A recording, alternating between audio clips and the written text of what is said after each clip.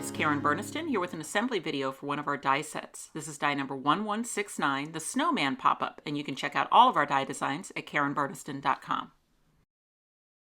There are 13 dies in the set, and 4 of them combine to make the base and the structure of the snowman. So I'm choosing those 4 dies. This one will actually get cut twice, but the rest of them just once. And I'm going to run that through my die cutting machine on some white cardstock. You can use any die cutting machine that can accommodate a wafer-thin die, and today I'm using my Spellbinders Platinum 6.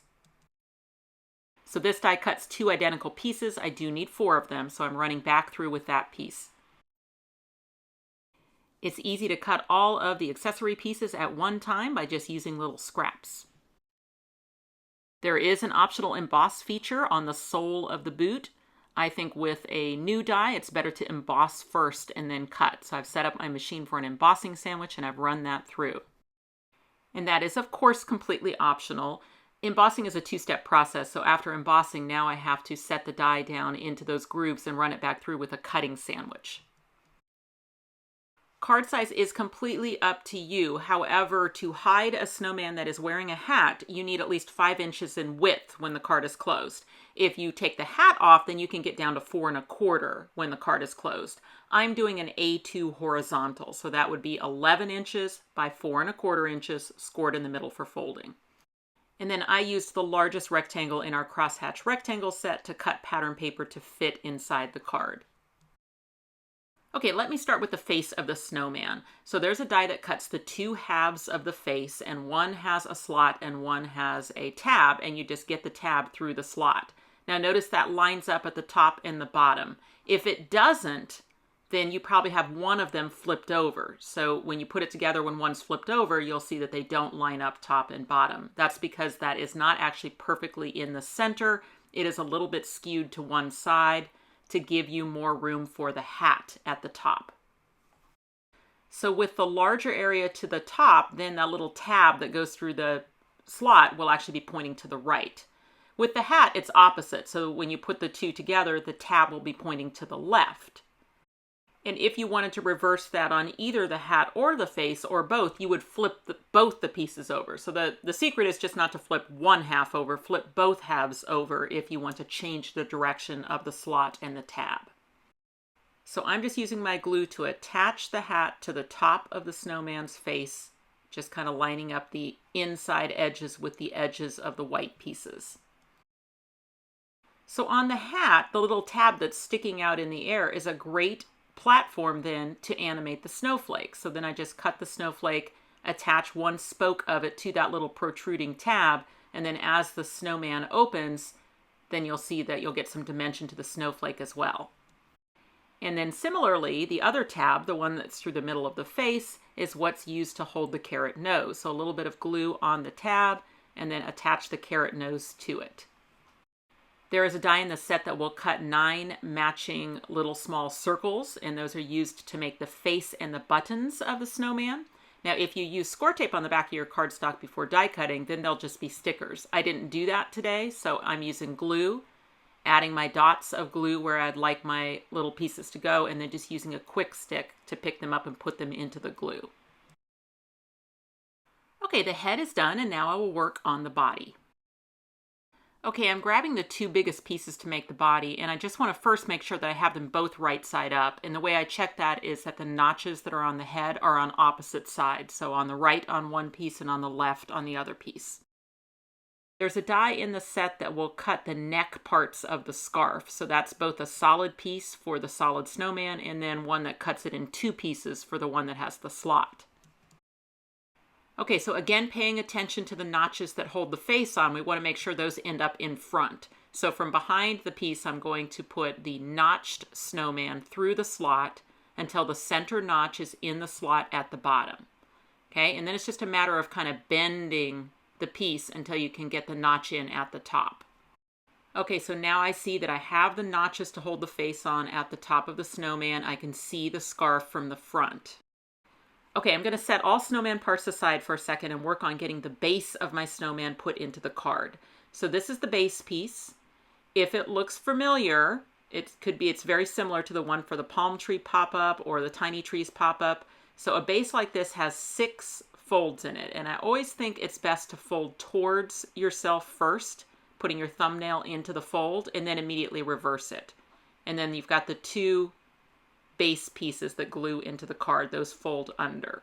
So essentially it makes a 6-sided base.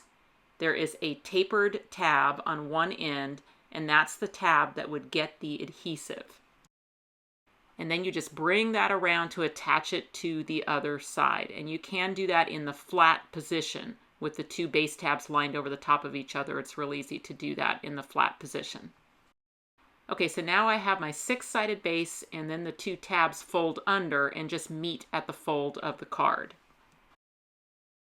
Okay, so adhesive on one of the tabs, doesn't matter which one, and then just line it up so that it butts up to the fold of the card. And I like to lift one side of the card up just to make sure that I'm getting it right up to the fold of the card, and then just give that a good press. So what's being glued down right now is the bottom tab. Then I leave everything flat. I add my adhesive on top of the other tab, just like this. Keep it flat. Close the other side of the card against the exposed adhesive. Okay, and then when you open it, the base is ready for the snowman. Remembering that the notches need to be forward and you can see the scarf, then I usually start with the front two tabs. So the idea is the tab on the base of the snowman is going to go through the holes of the pop-up base that's attached to the card, and they go through from the outside. Okay, let's take a little closer look at that so you can see. These two tabs have been added to the base, so no adhesive is needed at all. It's just a matter of wiggling those tabs into the holes on the base. So now I'll do the back two. Once all 4 tabs are in, then the snowman will be working. You'll be able to pop it down and pop it up as you open and close the card. Okay, now it is time to grab those 4 pieces that round out the bottom half of the snowman. And those are identical, but you do want to make sure that you have them all oriented the same side up, which is usually easy to tell which side has been die cut into, and then just make a stack of them so they're all identical. You can turn them this way and they're the same. You just can't flip one over because it'll turn the notch the other way. Okay, so just grabbing one off the stack, you get the notch in to the slot on the bottom first, and then you'll be able to just click it into the slot at the top. And you can go around and add all 4 of those first and then work on the notches that connect them to each other, or you can try and do the notches that connect them to each other as you go. So it's kind of try it both ways and see which way is easier. For this assembly, I'm just adding all 4 of them to the snowman, and then I'm just going to work on the connections between them. Okay, now all 4 of those circles are on, so then it's just a matter of connecting the notches between each of the circles. Now, I apologize, I forgot that I had zoomed my camera in and that this location is actually off camera, so you're not actually seeing me do it. But let me show you the finished product. I'm just trying to wiggle those 2 notches together. So you can, like I said, kind of do that as you add each circle to the base, or you can do it afterwards. And sometimes people also ask me what weight cardstock to use. It really doesn't matter on the snowman. I actually made this one out of 100-pound cardstock only because somebody had asked me whether it would work if you used really heavy cardstock. And the answer is yes, it will. But it's not required to use heavy cardstock. Okay, so bottom half of the snowman is done. And then now I just need to add the face to those notches at the top. So once again, anytime you have a slot and notch system, just get the bottom notch into the slot first, and once it's seated in there, you'll be able to just click the top notch through. And then for the other one, same thing. Get the slot into the notch at the bottom first, and then once it's seated in that notch, you can pull it through until it clicks at the top. So that is the main structure of the pop-up snowman, and now I just have to add the extra accessories. The scarf is designed to go on one of the outside circles. It can be on the right side or the left side. It fits on either. Okay, I'm not sure why I didn't add the hat band when I was putting the hat together. That would have been the better time to do it, but no big deal. I can add the hat band now. So there's a die in the set that cuts the band for the hat, and it does cut it in 2 pieces since the hat is in 2 pieces. The little buttons are small, so you can kind of choose your spot for those on which circles they go on. You definitely have choices about where you put the stick arms as well. So I've decided just to add a little adhesive and kind of slide them so they're attached to the back circles but coming forward. Boots are optional. He looks really cute without them as well, but if you'd like to have him look like he's just kind of sitting in the snow or sliding down the hill, you can add the boots. And I think that the best place to put them is on those kind of protruding parts of the big parts of the snowman. And just make sure you put them at an angle where it doesn't impede the card closing.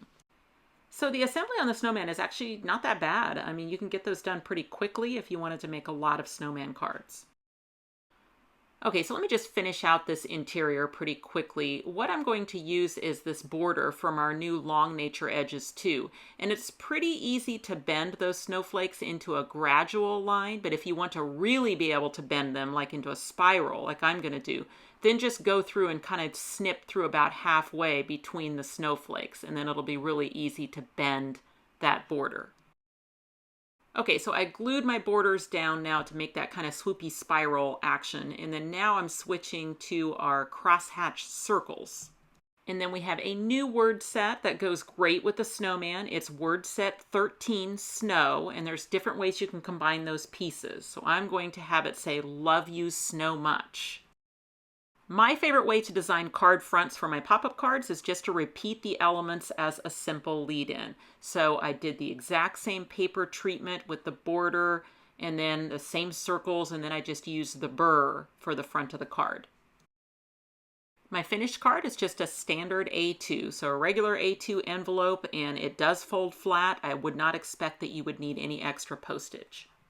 This is actually similar to the one that I made for the packaging of the snowman pop-up. On that one, I went with like a red buffalo check as my color scheme, but very similar styling on that one. That one with our snowflakes pattern plate in the background. And I love to end assembly videos with inspiration from our design team. Karen Aiken made this hello card, snow much fun on the inside. And for this one, she put the scarf on the right and did not use the stick arms or the boots. So you definitely have choices in how you style that snowman. Here's a cute Christmas card by Kelly Booth, and I like her custom touches on the snowman. He's got bright red boots. He's carrying a candy cane from our holiday charms. And then for the eyes, she chose black halfback pearls.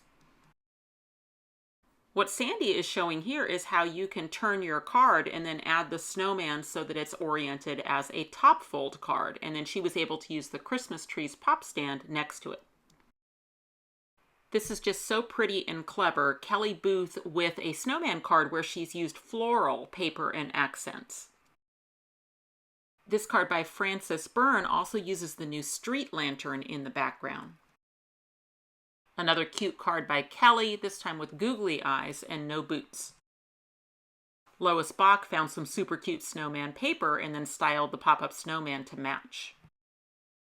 And then don't put your snowman die away for the winter, because look what Karen Aiken is showing, how to turn it into a bear. Look at the scarf used as claws, so clever. The Snowman pop-up die set is available now from a lot of your favorite local and online retailers, as well as from our website, KarenBurniston.com. Thanks for watching. If you click on the website link, you'll go to KarenBurniston.com, where you can find out information about purchasing these dies, as well as links to all my other social media accounts. You can subscribe to this YouTube channel and check out some of my other videos. Thanks so much for watching, and I'll see you next time.